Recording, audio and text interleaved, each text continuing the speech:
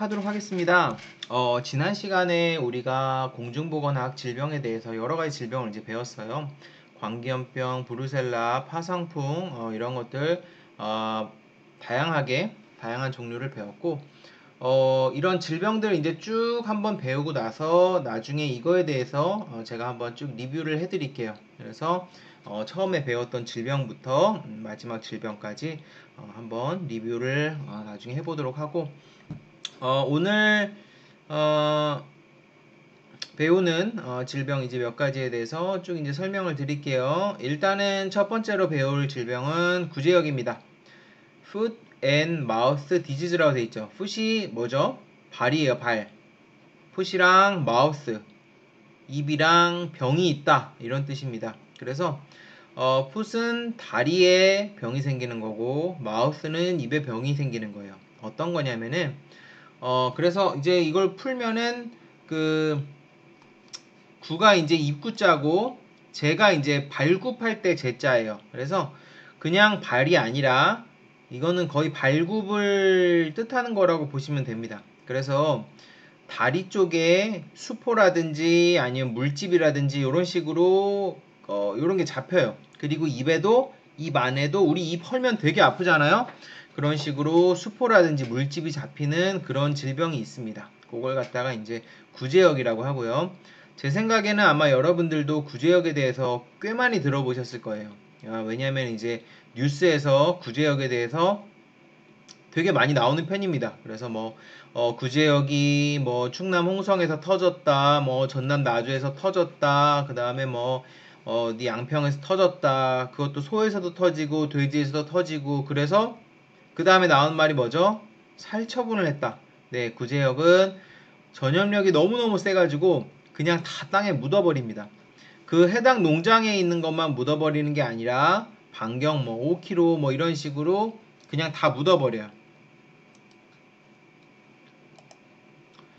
그래서 구제역은 Foot and Mouth Disease고, 소와 돼지 등 가축에 대한 전염성이 높은 급성 바이러스성 전염병. 자, 지난번에 그 인수공통 전염병에 분류할 때 세균성, 바이러스성, 리케치아성 다양하게 배웠죠. 자, 바이러스는 세균이랑 차이점이 뭐라고 했죠?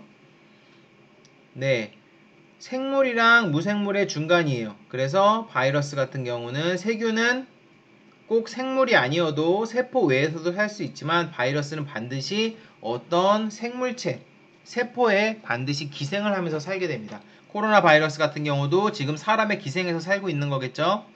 자, 전염성이 높다고 나와 있고 급성 바이러스성 전염병이에요. 그래서 이거는 한번 걸리면 굉장히 폭발적으로 퍼집니다. 그렇게 되고, 소, 돼지, 양, 염소 및 사슴 등 발굽이 둘로 갈라진 동물에 감염되는 질병. 이거는 그래서 반드시 발굽이 있어야 돼요. 발굽이라는 게 뭐죠? 발 아래쪽에 딱딱한 부위가 발굽이죠. 그쵸? 그 중에서도 발굽이 하나인 애들도 있고 발굽이 두 개인 애들도 있어요. 소라든지 돼지라든지 발굽이 어떻게 돼 있죠? 두 개로 갈라져 있어요. 말은 어떻게 돼 있죠? 말발굽은 동그랗게 생겼죠? 이렇게. 그러니까 말은 발굽이 하나예요. 소나 돼지 같은 애들은 발굽이 두 개예요. 양, 염소도 마찬가지. 그래서 발굽이 두 개인 동물에서만 감염이 됩니다. 대표적으로는 우리나라에는 당연히 소랑 돼지 쪽이죠.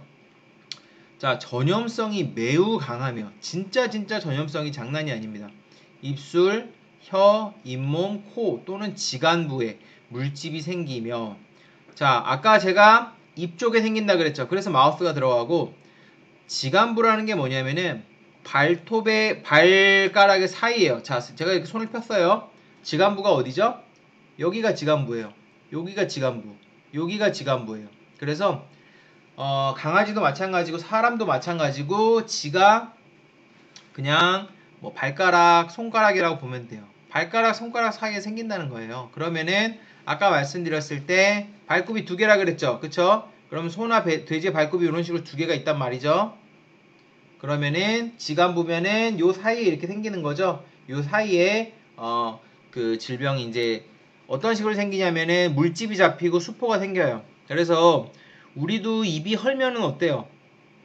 그냥 입 하나 헌 건데 엄청 아프죠. 뭐 삼키지도 못하겠고 엄청나게 이런데 생기죠. 그럼 엄청 아프죠. 이런 수포가 생기면은 통증이 장난이 아니에요. 그래서 밥 먹기도 힘들고 삼키기도 힘들고 그래요.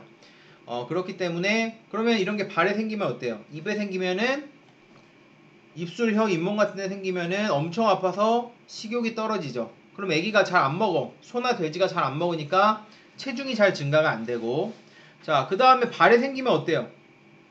우리 발에 상처 조그만 거 하나만 발바닥에 놔도 쩔룩쩔룩거리죠? 마찬가지예요. 그래서 이런 식으로 물집이 잡히면은 통증이 심하기 때문에 소나 돼지가 굉장히 스트레스를 받습니다. 그래서 소나 돼지는 고기나 우유를 짜기 위한 애들이잖아요. 소는 우유가 안 나와요. 스트레스를 받아서. 돼지는 스트레스를 받아서 체중이 안 늘어요. 밥도 안 먹으니까 그런 문제가 생깁니다. 그래서 체온이 급격히 상승되고 식욕이 저하되어 심하게 앓거나 어린 개체의 경우 폐사가 나타나는 질병. 자, 이 병의 특징은 여러분 손이나 발에 물집이 생긴다고 죽나요? 이 병의 특징은 잘 안 죽어요. 잘 죽지는 않는데 아까 말씀드렸듯이 전염성이 너무너무 강하고 그 다음에 소나 돼지가 걸리면은 우유가 안 나오거나 증체가 안 돼요. 그러면 소나 돼지를 기르는 목적은 결국 고기라든지 우유를 얻기 위한 목적인데 그게 안 되면은 아무 의미가 없는 거죠. 그리고 이 농장에서만 그런 게 아니고 옆 농장까지 다 퍼져나가고 그러니까 많이 죽지는 않더라도 전염력이 너무 강하기 때문에 그리고 한번 나오면은 농장에 엄청난 피해를 줍니다. 그리고 전염력이 강하기 때문에 한 마리가 걸리면 다 걸려요. 그러니까 얘를 어떻게 해야 돼요? 걸린 애가 나오면 그냥 땅에 묻는 겁니다. 그래서 얘네들이 이제 걸려서 치명적으로 죽기 때문에 땅에 묻는 게 아니고 전염력이 강하고 농장에 막대한 경제적인 피해를 주기 때문에 땅에 묻는 거라고 보시면 돼요. 자, 그런데 어린 개체의 경우는 폐사가 나타나요. 어린 애들은 어때요?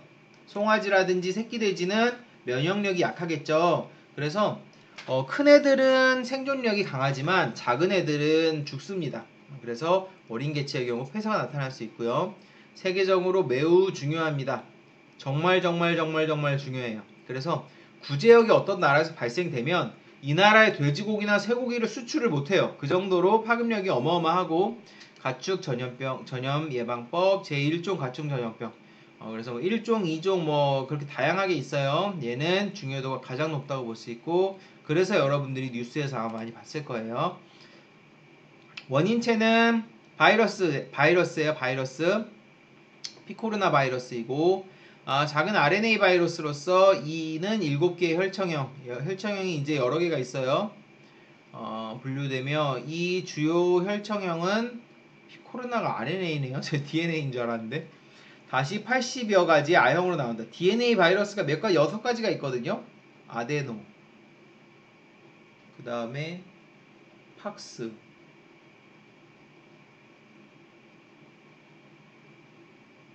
기억이 잘 안 나네. 어쨌든 나중에 말씀드리도록 하겠습니다. 이 혈청형은 다시 80가지 A형으로 나온다. 이 중 O형이 가장 흔하다. 혈청형 자체는 여러분들이 뭐 다 모르셔도 돼요. 다만 원인체는 피코르나 바이러스다 정도는 알고 계시면 돼요. 이렇게 생겼고 약간 코로나 바이러스랑 조금 비슷하죠. 바이러스의 생존 기간은 온도, 습도, pH 및 자외선 등의 영향을 많이 받으며 통상 물에서는 최대 50일, 흙, 마대, 건초 등에서는 환경 조건에 따라서 200일까지, 혈액 등으로는 최대 35일까지 생존한 기록이 있다. 자, 바이러스는 이상하다. 우리 배울 때 어떻게 배웠죠? 외부에 나가면은 바이러스는 반드시 세포가 있어야 된다 그랬죠. 근데 지금 보니까 흙이나 이런 데서도 있다 그래. 이건 뭘까요? 얘네들이 DNA나 RNA를 증식시키려면은 세포 안에 있어야 돼요. 세포 안에 있는 단백질이라든지 그런 여러 가지 물질을 써서 증식을 시켜야 되니까. 그런데 단순히 생존만 하는 거는 밖에서도 생존은 할 수 있습니다. 코로나 바이러스도 마찬가지죠. 기침 같은 거 있을 때 바로 세포로 들어가지 않더라도 환경 쪽에는 살짝 묻어 있을 수도 있어요. 얘네들은 결국은 죽어요. 결국은 죽지만 어느 정도 감염력을 가지고 생존을 할 수는 있습니다. 그렇기 때문에 증식을 하기 위해서는 세포가 필요하지만 단순히 생존에 있어서는 꼭 세포가 필요하진 않고 이것도 바이러스마다 달라요. 어떤 바이러스는 나가서 꽤 오래 버티는 애들도 있어요. 대표적인 애가 파보바이러스라고 있어요. 막 설사하는 파보가 DNA 바이러스예요. 파보 바이러스가 있고, 그 다음에 어떤 애들은 이제 금방금방 죽어요. 금방금방 죽는 애들은 저항성이 약하기 때문에 이제 금방금방 죽는 거겠죠. 그래서 이건 바이러스마다 조금씩 다르다고 보시면 되고, 자, 증상은 뭐 체온 상승하고, 보통 바이러스성 급성 전염병에 걸리면은 체온 상승이라든지 설사라든지 이런 것들은 조금씩 보일 수 있어요. 식욕도 떨어지고 침울하고. 그런데 제일 문제가 뭐예요? 우유 생산량의 급격한 감소. 이게 제일 문제입니다. 젖소를 키우는 이유가, 우리나라 뭐 한우도 키우고 젖소도 키우지만 보통 이제 젖소를 많이 키우게 되는데, 젖소를 키우는 이유가 뭐죠? 우유 짜내려고 하는 건데 우유를 생산을 안 해. 그러면 얘는 사료만 먹잖아요. 사료만 먹으면은, 그렇다고 고기를 얻기 위한 것도 아니고, 그러면은 농장에서 피해가 어때요? 엄청나죠. 농장에서 소를 한두 마리 키우는 것도 아니고 뭐 수백 마리, 몇백 두를 이렇게 키우는데, 이렇게 우유 짜야 되는 애들이 이 전염성이 높은 질병에 걸려서 한꺼번에 우유를 생산을 안 하면은 농장은 문 닫는 거죠. 그쵸? 발병 후 24시간 이내에 침을 심하게 흘리고, 침을 왜 흘릴까요? Food and Mouth Disease죠. 마우스 쪽에 수포 같은 게 생겨서 아까 말씀드렸듯이 입이 심하게 허는 거예요. 혀와 잇몸에 물집이 생김. 그러면은 어때요? 입을 다물 수도 없고, 여러분 이제 하나만 헌 게 생겨도 엄청 아픈데 이런 게 엄청 생겼다고 생각해 보세요. 입을 다물 수도 없고 침이 줄줄줄 나는 거죠.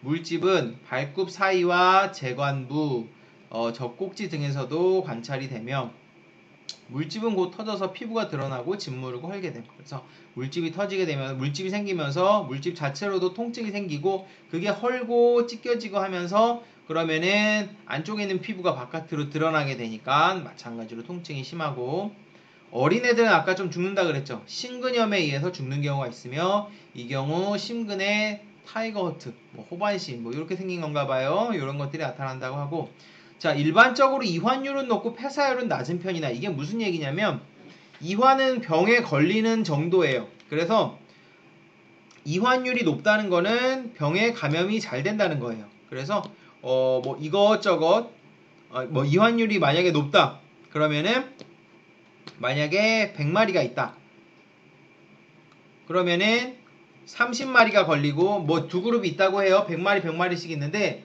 한 그룹은 100마리 중에 20마리가 걸리고, 한 그룹은 100마리 중에 전염은 똑같이 되는데 50마리가 걸렸다. 그러면은 이환율은 어디가 높아요? 50마리가 걸린 쪽이 높죠. 병은 되게 잘 걸려요. 이거는 전염성이 높으니까 병이 되게 잘 걸려요. 그런데 폐사율은 낮아요. 결국 죽는 애들은 몇 마리 안 돼요. 코로나 바이러스 지금 어때요? 사망률이 어느 정도죠? 되게 낮죠? 나이 든 사람이나 면역력이 떨어진 사람이나 이런 사람들이 걸리지 않는 이상은 대부분 살아요. 코로나 바이러스가 대표적으로 걸리긴 잘 걸려요. 이완율은 높지만 폐사율은 낮은 거죠. 다만 어린 송아지의 경우는 성우에 비해서는 폐사율이 높습니다. 아까 말씀드렸듯이 어린애들은 당연히 죽을 수 있겠죠. 면역력이 떨어지니까. 그리고 이것도 문제예요. 임신 후에서는 유산을 또 초래해요. 유산 초래하는 게 꽤 되는데, 이것도 그렇고, 감염된 소들은 일주일 이상 거의 먹지 못하며, 입이 그렇게 아프니까 먹지 못하고, 다리가 어때요? 물집이 생기니까 쩔뚝거리고, 그리고 아까 유방 쪽으로도 물집이 생긴다고 그랬죠. 유방염 걸리고, 유방이 감염되니까 여기서 우유가 생산이 돼도 쓰지를 못하는 거예요, 이거는. 그 다음에 아프니까 산유량, 우유 생산량이 격감하는 경제적 피해가 발생하고, 젖소에서는 착유량이 50% 정도 감소한다. 50%면 엄청난 거예요. 그러니까 우유가 1리터씩 나오다가 1리터보다 훨씬 더 나오지만, 이거 500으로 줄어버리는 거예요. 그러면 농장의 수익이 절반으로 되는 거니까 당연히 문제가 생길 수 있죠. 자, 아까 말씀드렸듯이 발굽이 두 개인 애들은 다 걸려요.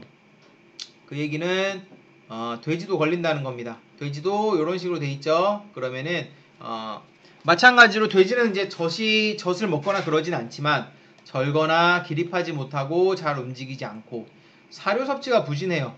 식욕이 확 떨어지니까. 네, 그래서 이건 뭐 혓바닥에 생긴 궤양이라고 그러고, 입 안쪽에 이제 궤양이 생기고 수포가 생기고, 유방 쪽에도 생기고, 콧등 쪽에도 지금 생기고, 그 다음에 지간부, 발굽 사이에도 생기고, 콧등, 혀, 유두, 발굽과 피부가 접하는 부위 등에 물집이 생기기도 하며, 물집이 터져서 피부가 벗겨진 자리에 세균에 의한 2차 감염이 일어나고 이로 인해 발굽이 탈락한다.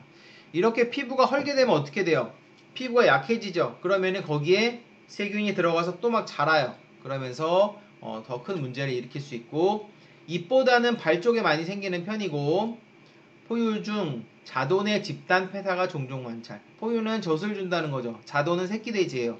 그러면은 어미가 컨디션이 안 좋고 상태가 안 좋고, 그러면은 젖도 제대로 줄 수가 없고, 그러면은 돼지가 보통 새끼를 몇 마리 낳냐면은 10마리, 12마리 이 정도 낳아요.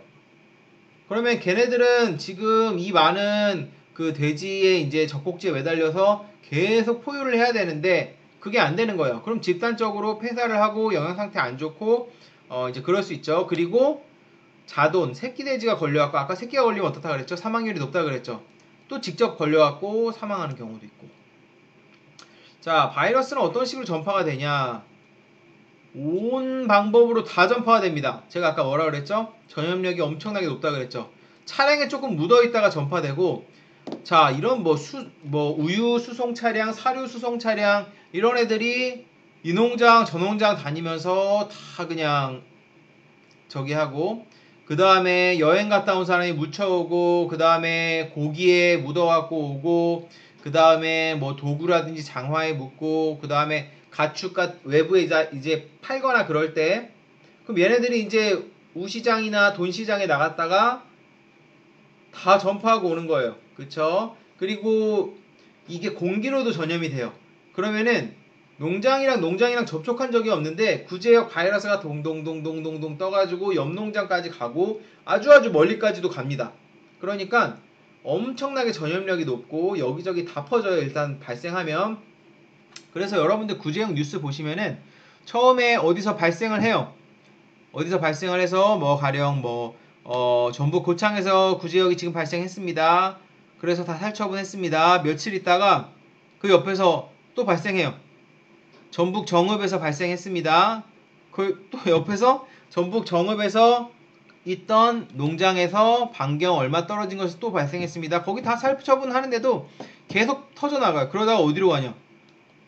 강원도 화천에서 갑자기 발생을 해요. 그런 식으로 엄청나게 멀리까지 발생을 할 수가 있고 공기를 통해서도 전염될 수 있고 아까 말씀드렸듯이 이런 수송하는 차들 이런 차들이 구제역 바이러스 잔뜩 묻히고 전국으로 돌아다니는 거예요.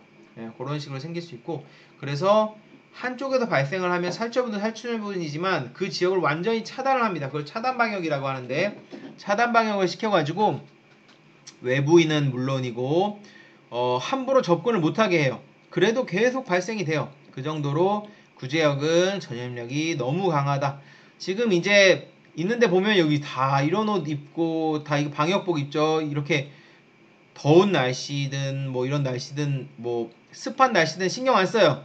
수의사든 축산업 종사자든 다 이런 방역복을 입고 들어오는 차 나가는 차 지금 전부 소독하는 거예요. 소독할 때 뭐 소독제가 여러 가지가 있죠. 뭐 그래서 바이러스에 좋은 소독제나 소독제는 이제 다 써서 자동차 소독하고 그리고 소독을 한다 그래도 아무 차나 들어오지도 못해요. 왜? 이런 차가 들어왔다가 바이러스 가지고 밖으로 나가버리면 큰일 나죠. 그래서 승인된 차량만 들어올 수 있고 들어온다고 하더라도 이렇게 다 뿌리고 가고 그리고 농장 쪽이 아니더라도 마을 초입이나 이런 많이 지나다니는 입구 같은 데다가 이런 거를 설치를 합니다. 그래갖고 그냥 지나다니는 차라고 할지라도 다 그냥 일일이 뿌려서 할 수 있도록 하고 구제역이 터지면은 보세요. 돼지 지금 다 묻죠. 얘네들이 새끼 돼지예요. 얘가 모돈이에요. 엄마 돼지고 새끼 돼지가 한 마리가 12마리 이렇게 난다 그랬죠. 그래서 지금 새끼 돼지들이 엄청 많아요. 얘네들을 살처분을 하려면 어떻게 해야 될까요? 원래 주사를 놔서 안락사를 시켜야 될 거 아니에요. 근데 얘네들을 너무 많으니까 그러니까 일일이 다 안락사를 시킬 수가 없어요. 그래서 지금 어떻게 하죠? 그냥 이게 지금 땅이에요. 땅 지하를 지금 판 거예요. 여기다가 그냥 묻어버립니다. 예. 그래서 그냥 말 그대로 생매장을 하는 거예요. 그래서 이 지금 하고 있는 사람들이 뭐 수의사나 이런 축산업계 종사자들인데 이거를 구제역이 2010년 10년인가 11년인가 그때 어마어마하게 발생을 하고 그러면서 엄청나게 돼지를 묻었어요. 그래가지고 이걸 하시는 분들이 사실 트라우마나 이런 정신병 같은 걸 좀 많이 얻으신 분들이 있어요. 그럴 수밖에 없는 게 이렇게 살아있는 애들을 갖다가 지금 어떻게 보면 완전 생매장을 시킨 거기 때문에 이렇게 하고 그냥 포크레인에 덮어버리는 거예요. 예, 이제 그렇기 때문에 이제 조금 문제가 됐었고 그 다음에 자, 진단은 보통 어떻게 하냐면은 진단하는 방법 자체는 어 진단하는 방법은 많아요. 요새는 뭐 PCR 방법 많이 쓰죠. PCR은 코로나 바이러스도 PCR로 하죠. 중화 효소 연쇄 반응이라 그래갖고 특정 유전자, 만약에 코로나 바이러스면 코로나 바이러스, 구제역이면 구제역 바이러스 가지고 있는 특정한 유전자 염기 서열이 있어요. 이거를 막 증폭시켜갖고 그 유전자를 갖고 있으면은 얘가 뭐 코로나다, 구제역이다 이런 식으로 이제 판정을 할 수 있는 거고 PCR을 쓰기도 하고 그 다음에 우리 키트법 엘라이자 방법이나 그 다음에 면역키트 면역키트는 대표적으로 뭐를 보시면 되냐면은 그 임신진단 키트 같은 거 있죠. 그런 게 면역키트예요. 두 줄 뜨면 양성이고 이런 거 그런 식으로 판정하게 되고 그 다음 뭐 항체진단법 항원 항체의 차이점은 혹시 아세요? 항원은 바이러스 자체예요. 항체는 몸에 바이러스가 들어오면 어떻게 할까요? 바이러스에 대항하는 항체를 몸에서 만들어요. 몸의 면역 시스템이 그렇게 녹록지 않죠. 그래서 항원이 어떤 외부에서 어떤 바이러스나 세균 같은 게 들어오면 그거에 맞는 항체를 딱 만듭니다. 그래서 항원 진단법이 있고 항체 진단법이 있는데 가령 코로나 바이러스 같은 경우는 어때요? 코로나 바이러스 자체가 항원이죠. 몸에서 만들어낸 게 항체가 되는 거예요. 그래서 몸에 있는 그 바이러스 자체를 검사하는 방법이 항원 진단법이고 항체 진단법은 우리 몸에서 만든 코로나에 대응하기 위한 항체가 있을 거 아니에요. 그 항체를 진단하는 게 그러면은 이 항체가 있네. 그러면은 코로나 바이러스가 지금이든 언제든 들어왔었네 라고 판단할 수 있겠죠. 그래서 항원 진단법이 있고 항체 진단법이 있는데 항체 진단법은 언제 감염됐는지는 사실 몰라요. 언제 감염됐는지는 모르지만 이거에 대한 항체가 있는 거고 기존의 병을 알았다가 항체와 항체 형성하고 병은 다 퇴치됐을 수도 있어요. 그런 게 항체 진단법이고 항원 진단법은 바이러스 자체를 찾아내는 방법입니다. 아까 말씀드렸듯이 한 마리라도 나오면 주변 농장까지 살처분 최대한 백신 접종 없이 막으면 좋지만 살처분으로 막을 수 없으면 백신 접종하기도 자 좀 이상하네요. 코로나 바이러스 요새 막으려고 어떻게 해요? 백신 접종하죠. 그러면은 구제역도 백신 접종을 하면은 괜찮지 않을까 라고 생각을 하는데 구제역은 특이하게 백신 접종을 최대한 안 하려고 해요. 거기에는 여러 가지 이유가 있는데 세계동물보건기구에서 각 나라를 구제역 발병 상황에 따라 세 단계로 발생을 하는데 일단은 아예 백신 접종 없이 구제역이 발생하지 않는 곳이 있으면은 이거는 청정국이 됩니다. 청정국이 되면은 돼지고기나 쇠고기를 수출할 때 큰 문제가 없어요. 그런데 자 백신 접종 하에 구제역이 발생하지 않는 곳. 자 이거는 지금 현재 한국인데 자 이게 왜 그러냐면 이제 세 개로 나누는 거예요. 첫 번째는 구제역이 백신 여부랑 상관없이 발생하고 두 번째는 백신 접종 하에 구제역이 발생하지 않는 곳 세 번째는 백신 접종 없이 구제역이 발생하지 않는 곳. 자 세 번째가 되기 위해서 모든 나라들은 노력을 해요. 구제역 청정국이 되기 위해서. 한국은 구제역 청정국이었는데 자 구제역 청정국이었는데 어떻죠? 구제역이 자꾸 발생을 하게 됐어요. 자 그러면은 청정국이 되려면 어떻게 해야 돼요? 백신 접종도 없고 구제역 발생도 없어야 돼요. 그러면은 일단 백신 접종을 하게 되면은 청정국은 물 건너 가는 거예요. 일단 백신 접종을 하게 되면은 일단은 1단계 아니면 2단계가 돼버리잖아요. 그러니까 우리는 청정국 지위를 유지하고 싶은 거야. 그래서 끝까지 일단은 백신 접종을 밀어보자. 백신 접종 하지 말고 구제역을 막아보자. 그래서 백신 접종 없이 구제역을 막을 수만 있으면 이거는 청정국 지위를 유지를 할 수가 있어요. 그래서 청정국 지위를 유지하기 위해서 최대한 백신 접종 없이 막아보려고 했는데 아까 말씀드렸듯이 구제역이 진짜 그 2000년대 초반에도 터졌고 2000년대 후반에도 터졌는데 초반에 터진 건 어느 정도 막다가 후반에 터졌을 땐 너무너무 피해가 막심했던 거예요. 그래서 안 되겠다. 그냥 백신을 접종을 시작을 하자. 그래서 우리는 일단은 백신 접종을 시작을 했어요. 그러면 일단은 청정국 지휘는 물 건너갔어요. 백신 접종 하에 이제는 구제역이 발생하지 않도록 해야겠죠. 그래서 이제 2단계가 되는 거고 1단계는 이거는 막장이에요. 막장. 백신 여부랑 관계없이 구제역이 그냥 계속 발생하는 곳이에요. 그런 곳이라고 보고 자 청정국 지위에 있어야지 가축 및 육류의 수출 시장에서 우위를 점유하므로 대한민국뿐만 아니라 캐나다, 미국이나 영국 등의 축산 선진국에서도 이 부류에 계속 속하기 위해 노력을 한다. 우리가 돼지고기나 쇠고기를 이제 수출을 하고 싶어요. 그래서 우리가 이제 가령 뭐 일본에 수출을 하려 그런다. 그러면 일본에서 어떻게 해요? 야 너네 청정국이 아니잖아. 우리는 수입을 할 수가 없다. 그런 식으로 이걸 갖다가 어떤 무역을 하는 데 있어서 일종의 카드로 사용을 합니다. 그러면은 나중에 너네 이제 원래 수입 못하는데 우리가 수입해줄게. 대신에 우리 거 수입해줘. 이런 식으로 어떤 무역에 있어서 이걸 카드로 쓸 수 있어요. 청정국 지위를. 그렇기 때문에 가축이나 육류 같은 거 수출을 할 때는 청정국 지위를 유지하고 있으면은 굉장히 유리한데 그거를 이제 결국은 이제 포기를 한 거예요. 왜? 관련 산업이 나중에 결국 무너져 버리니까 완전히 그렇게 된 거고. 그리고 백신 접종을 하려고 해도 아까 제가 혈청 타입 많다 그랬죠? 혈청 타입이 되게 많으면은 백신 접종이 마냥 쉽지도 않아요. 그런 문제점이 있고 2000년대 이후에 구제역 이제 발생 상황을 보면은 백신을 한다 그래서 또 발생 안 하는 것도 아니에요. 혈청형도 많고 하다 보니까 그래서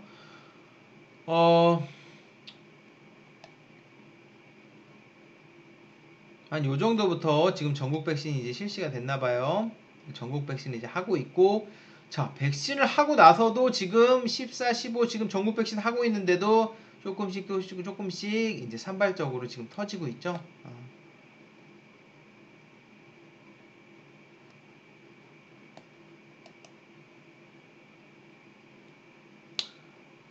구제역이 일단 발생하면은 농장이나 이런 데 완전 살처분을 하기 때문에 건수가 적더라도 피해는 막심하다고 보시면 되고 그래서 뭐 지역은 뭐 다양해요. 뭐 여기 보시면 뭐 김포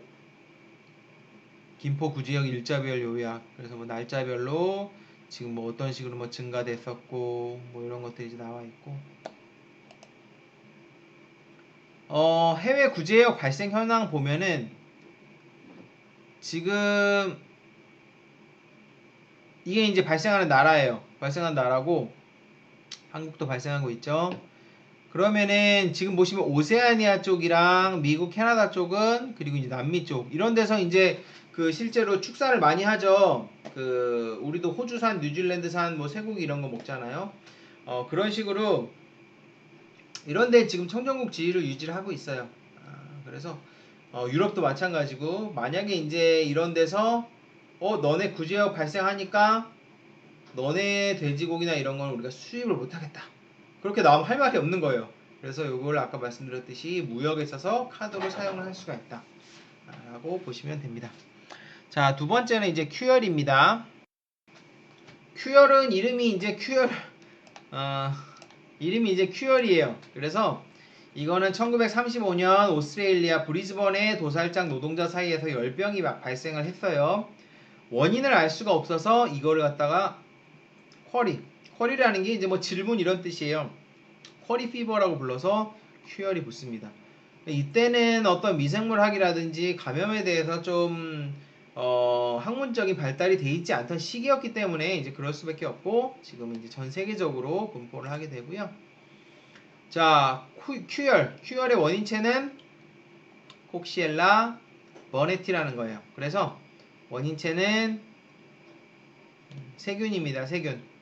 세균이라고 보시면 되고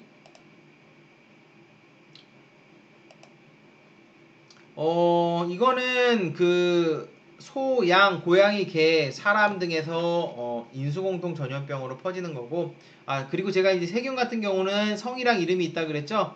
콕시엘라가 성이고 브로네티가 이름이에요. 바이러스는 그렇게 안 돼 있어요. 그래서 우리가 이름만 보고 얘는 세균이다, 바이러스다 이런 식으로 우리가 좀 알 수는 있어요. 그래서 감염된 동물의 태반, 양수, 소변, 대변 및 우유에서 균체가 발견되고 인수공통 전염병이고 열이나 살균제에 대해서 저항성이 있고 음식이나 진드기 같은 거에서도 전파될 수도 있고 많이 전파되는 거는 우유에서 좀 전파가 됐었어요. 병원성은 낮지만 감염력은 높음. 코로나 바이러스랑 비슷하죠. 감염은 잘 되지만 병원성은 낮은 편이에요. 그래서 얘 걸렸다 그래서 뭐 치명적이거나 뭐 죽거나 그런 경우는 흔치 않지만 감염은 되게 잘 된다는 거죠. 자, 생긴 거는 이제 이렇게 생겼대요. 난형 또는 강균의 형태로, 강균이면 이제 길쭉길쭉하죠. 그리고 세균의 형태라고 보시면 되고 낮은 환경에서는 이제 아포도 이제 형성을 할 수 있고요.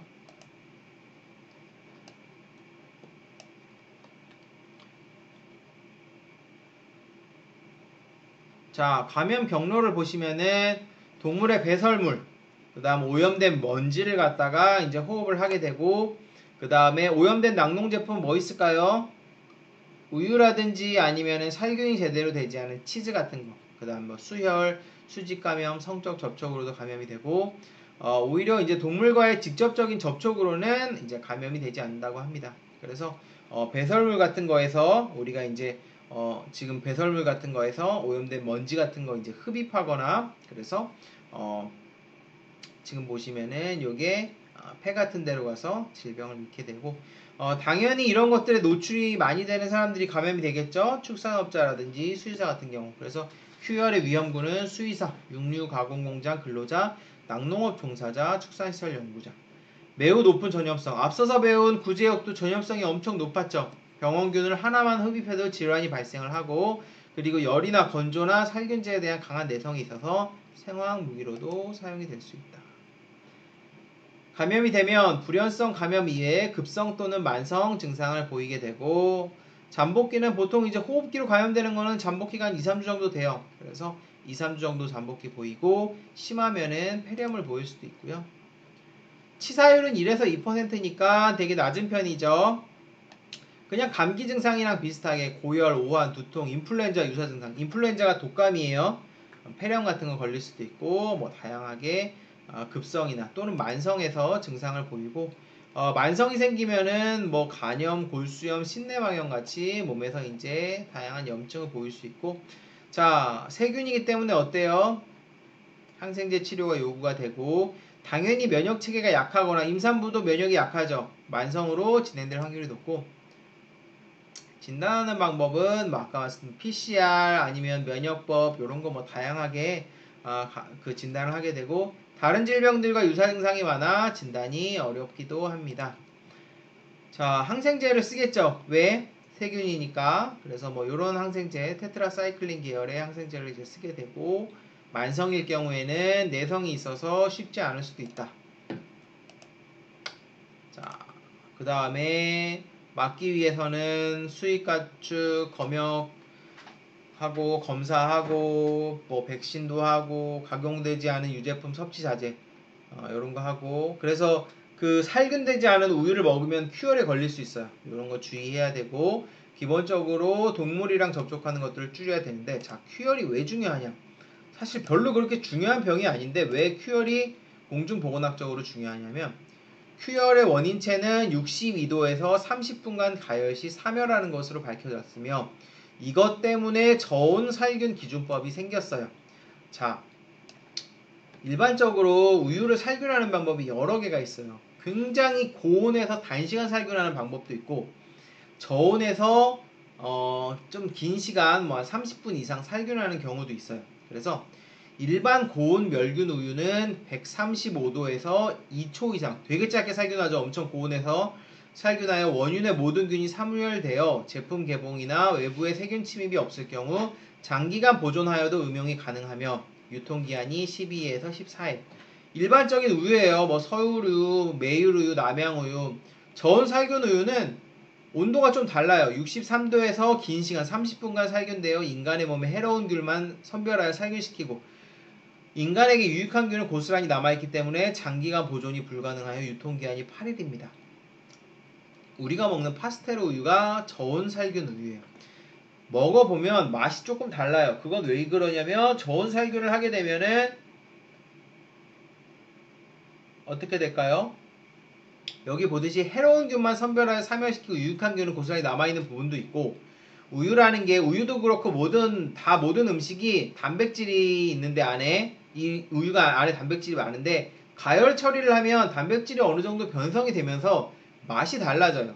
예, 맛이 굉장히 달라지기 때문에 저온 살균을 했을 때랑 고온 살균을 했을 때 맛이 다르고, 기본적으로 이런 우유의 풍미라든지 이런 것들은 살균 처리를 많이 하지 않았을 때 풍미라든지 좋은 균이라든지 이런 것들이 살아 있습니다. 그래서 저온 살균을 하면 유통기한이 짧아지긴 하지만 풍미라든지 이런 것들은 더 좋아져요. 그래서 저온 살균을 하게 되는 거고, 하지만 우리나라 대부분의 우유는 이런 파스텔르나 몇 가지를 빼고 나면은 일반 이 온도에서 135도, 이거 울트라 하이라 그러는데 135도 정도에서 뭐 2초 정도 살균해서 유통기한도 긴 편이고 맛도 어쨌든 파스텔이랑 다르죠. 자, 근데 중요한 거는 큐열이 왜 중요하냐면은 저온 살균 기준법이 이 큐열 때문에 생긴 거예요. 그래서 옛날에는 저온 살균 기준만 있다가 학문이 발달하면서 이런 고온 멸균 우유 같은 게 생긴 거라고 보시면 돼요. 그래서 처음에 우유 살균에 대한 기준이 없었을 때 우유 살균을 이제 어떻게 해야 되나 이제 많이 이제 그런 고민이 있었겠죠. 그런데 보니까 큐열이 걸려가지고 사람들이 막 병에 걸려요. 그러면은 일단 큐열을 죽이는 게 중요한 거예요, 우유에서. 그래서 큐열을 죽이는 조건을 마련하다 보니까 큐열이 테스트를 해보니까 62.2도에서 30분 정도 가열하니까 큐열은 다 죽더라. 그러면은 적어도 큐열을 막기 위해서 63도에서 30분을 기준으로 만든 거예요. 그래서 이게 시험에 많이 나와요. 수의 공중보거나 국가고시를 보면 시험에 많이 나와서 제가 지금 이 얘기를 하는 거예요. 저온 살균 기준법이 나오게 된 원인체의 이름은 바로 큐열입니다. 요것 때문에 이제 지금 큐열이 이제 공중보건학상으로 최근에 그렇게 크게 중요한 질병은 사실 아니었는데 설명을 드린 거고, 요런 식으로 살균 기법이 확립이 되게 되면 어떻겠어요? 살균 기법이 확립이 되면은 이런 질병 같은 경우는 잘 발생이 안 되겠죠. 다만 이제 국내에서 큐열이 막 급증하고 있다고 해요. 한 30%가 축산 관련 종사자. 그래서 아까 말씀드렸을 때 옛날에는 우유가 많은 감염원이었지만 지금은 이제 흡입하면서 이제 감염하고 그런 원인들이 많겠죠. 그러니까 축산 감염 종사자나 수의사 같은 사람들이 많이 걸릴 수 있고, 아까 말씀드렸듯이 이게 사망률이 높거나 그러진 않아요. 감기 비슷한 증상을 보이긴 하는데. 쉬었다 하겠습니다.